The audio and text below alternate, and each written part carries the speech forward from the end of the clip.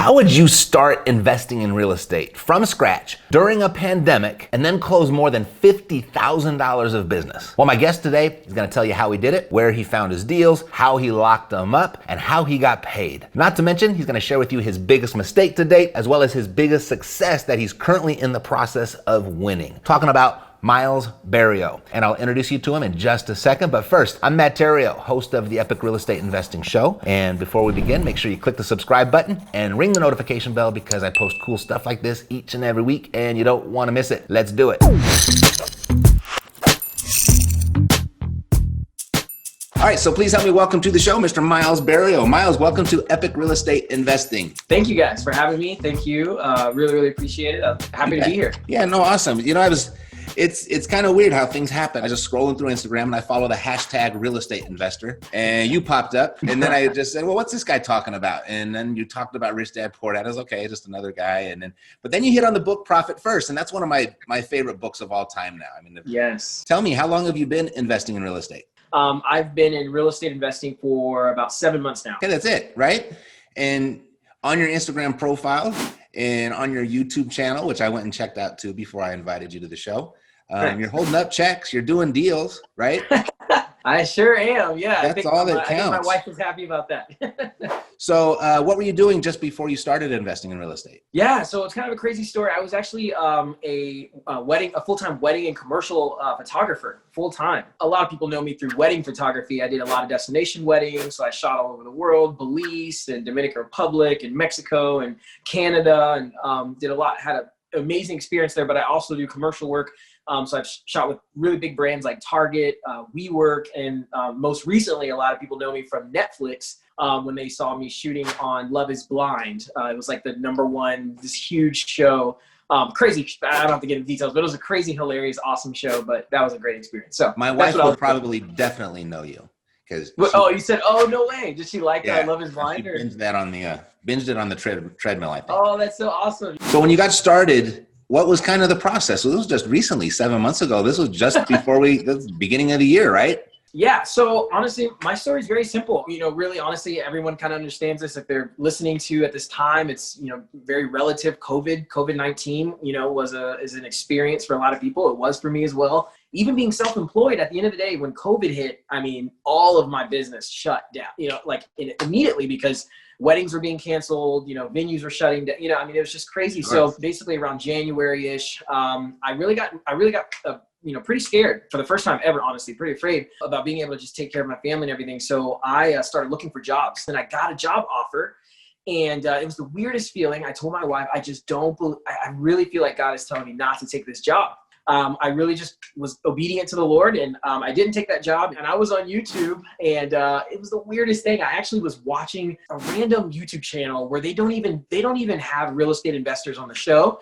They just happen to have this guy, and he was talking about how he was making money with no credit, you know, not using any of his money. I mean, you know the whole spiel. Right. And, you know, I was just listening to this guy, and, you know, not to be rude, but I'm just like, man, there's just no way this guy's making this kind of money. I mean, I could totally do this. There's no way.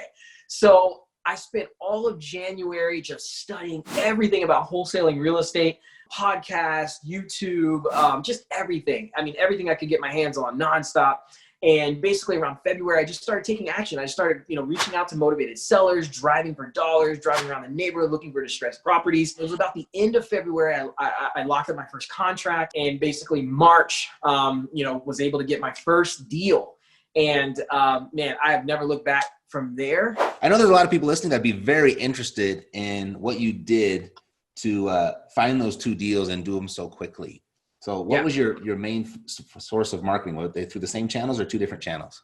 So they were actually the same channels. I remember I was driving for dollars a lot, just distressed properties I was driving around. So that's actually how I found the first deals in downtown in Greenville, totally vacant property, didn't even have a back door, just an ugly house. But there was a house right next to it that looked brand spanking new. I mean, it was 2-story, just a beautiful home. So I looked at that as like, I mean, obviously someone's got to be interested in this thing.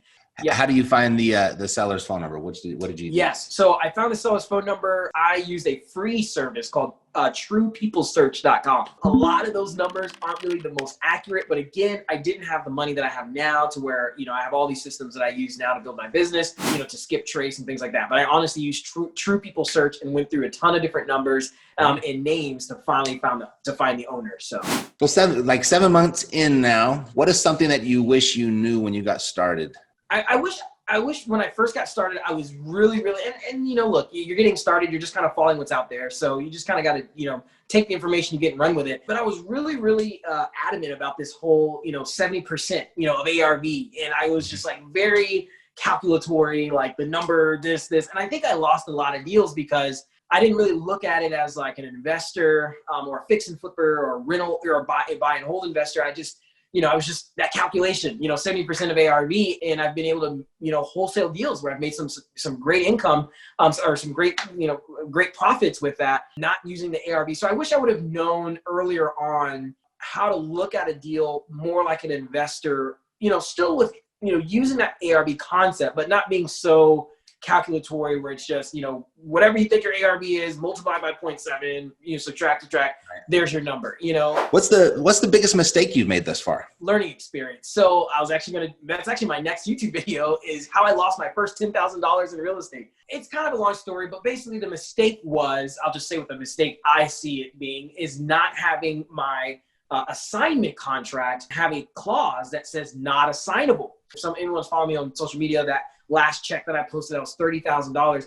I was actually supposed to make $50,000 on that deal. And I was super stoked. I was gonna make 50 grand on it. And I had a buyer who was really excited about buying the property. He negotiated me down to a number. I don't remember the exact number. So I'll just say he basically negotiated me down from making 50,000 that deal, basically saying, I can't do it at that price. It really needs to be somewhere here. And we were just going back and forth. And, this guy was ready to go. So I was just willing to work with him because I already knew I was going to make, at least 30, 40,000. So I just didn't want to ruin an opportunity just by being money hungry. So I went down like $10,000 on it. And then when we were ready to move forward, I was like, hey, send me your email. I'll send you the contract. Let's go to work. Let's do this. And then he goes, oh, okay. So let me talk to my partner to make sure, this is what, it's going to, and I'm like, okay, so that came out of nowhere. So he ended up talking to his partner, came back to me and he said, hey, we're ready to move forward. We'd love to do this, but we can't do it at X price. Like, again, I can't remember what it was. We really need to be at here. If you can't do it, I totally understand, but we can do it at this. I was like, man, come on, dude. He already like verbally agreed to the price above and he moved me down lower. So it was just, yeah. Anyway. Okay, so on the other side of that, what's the biggest win to date? My biggest win is I'm currently in the middle deal that I honestly, and I'll keep you updated with this, Matt. It's kind of interesting how this workout, we'll see, but as of right now, it's looking like potentially I could do between $80,000 to $100,000 of a wholesale deal on this property. And how I found the lead was absolutely ridiculous. So this lead I found through an app called Nextdoor.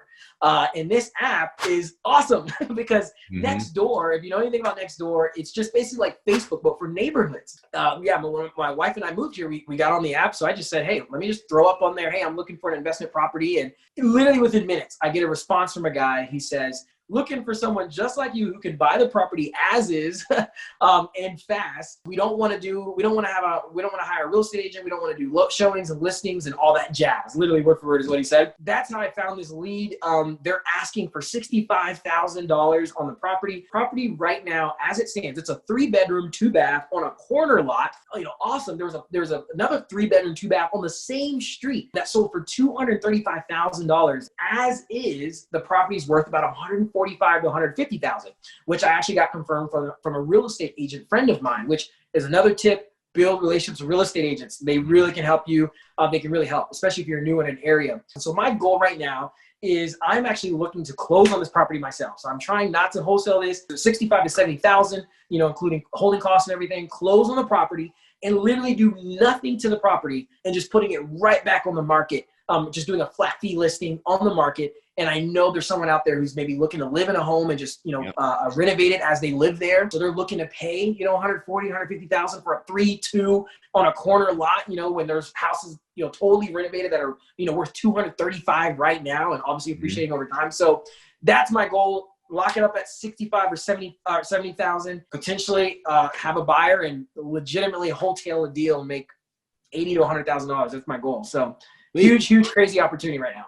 Yeah, and I think that's probably there's probably been no better time in a very long time to do the wholesale strategy. Yes. Because the inventory is so small on the low level that people are like, hey, there's a little fixer upper. We'll just grab that one and it's a nice neighborhood and let's go for it. You might have just answered this question, but what's in the future right now that you're most excited about? I'm actually really excited to really move virtually and add on someone else to the team. So I'm currently right now working on bringing on my first virtual assistant to really work on SMS and cold calling here in Greenville, South Carolina, so that I have two things. A, more consistency. I'm going to hire them. They're going to be working obviously, 20 to 30 hours a week, just, on the business. But then that'll allow me to move to virtual markets and actually spend more time doing more deals all across the country. I mean, it's so crazy how sometimes we'll get so zoned in our market. And yes, if your market's big enough, it might make sense just to stay there. But hey, I love listening to Sean Terry, how he teaches and talks about. I mean, he's in Phoenix, Arizona. He's in Arizona. It's a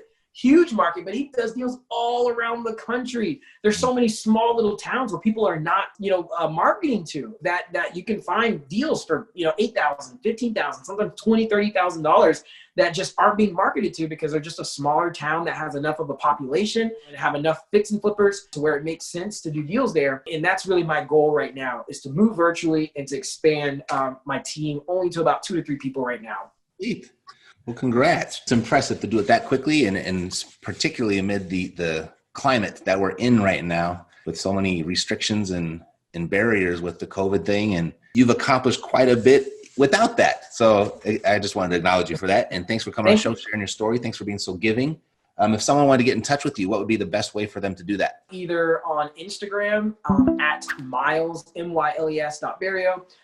You could also just email me at milesbarrio@gmail.com, or follow me on YouTube. Honestly, I love connecting with people in there. It's called Bigger Profits on YouTube.